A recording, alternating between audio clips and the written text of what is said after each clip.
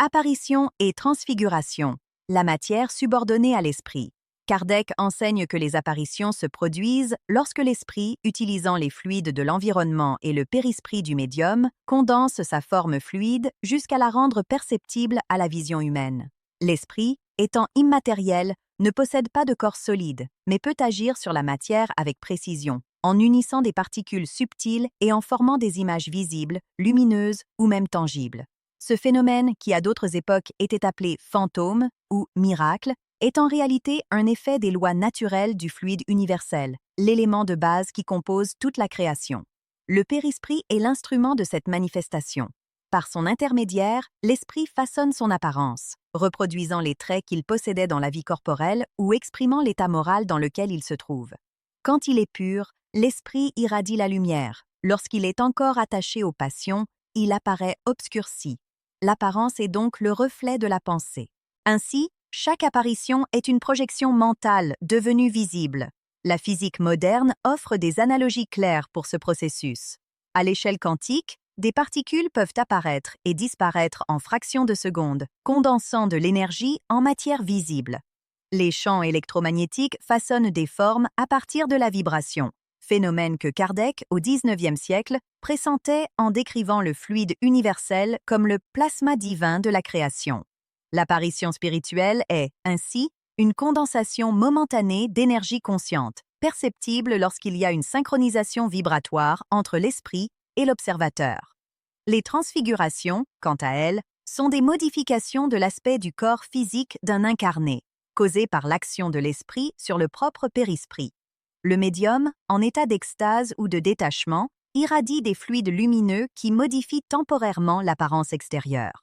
Le visage peut s'illuminer, rajeunir, acquérir des formes différentes ou refléter des entités spirituelles qui communiquent à travers lui. Ces phénomènes sont observés lors de séances médiumniques authentiques ainsi que lors de manifestations de saints et de mystiques de diverses traditions. La biologie énergétique et la neurophysiologie moderne suggèrent que le corps humain est capable d'émettre un rayonnement biophotonique, une lumière ultra fine produite par les cellules vivantes.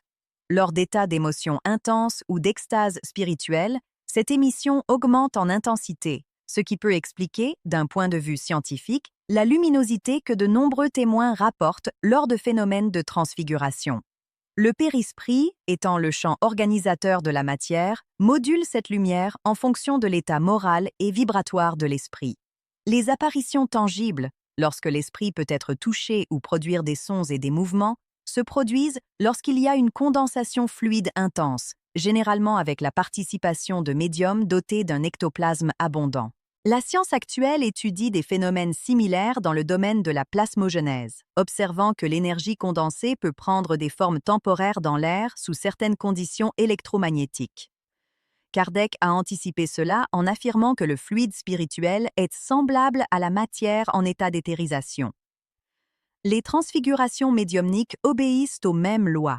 L'esprit, agissant sur les fluides du périsprit, peut projeter une image différente, visible par les présents.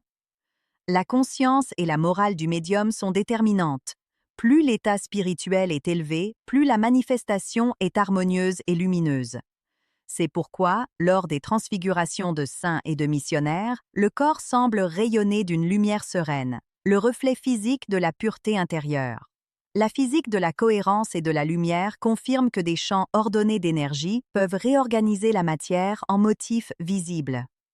L'esprit, étant une forme d'énergie consciente, agit comme un champ de cohérence sur les fluides subtils, les modulant en forme perceptible. Ainsi, tant dans les apparitions que dans les transfigurations, c'est la pensée qui donne forme à la lumière. Ces phénomènes démontrent la continuité de la vie et la plasticité de la matière face à la volonté spirituelle. Ce ne sont pas des miracles, mais une science divine en action, des lois qui unissent l'invisible au visible, l'éternel au transitoire. Le spiritisme, en les expliquant, retire le voile du mystère et révèle l'harmonie entre les lois physiques et les lois morales de l'univers. Comprendre les apparitions et transfigurations, c'est comprendre que l'esprit est la lumière qui modèle la forme. L'esprit pur est comme un soleil qui illumine et transforme la matière par la vibration de l'amour. Et chacun de nous, en élevant la pensée, peut aussi devenir le reflet de cette lumière divine. Si cette réflexion vous a apporté compréhension et sérénité, partagez-la. Car comprendre les apparitions et transfigurations, c'est reconnaître que la vie spirituelle est une science de la lumière et que l'amour en est la loi suprême.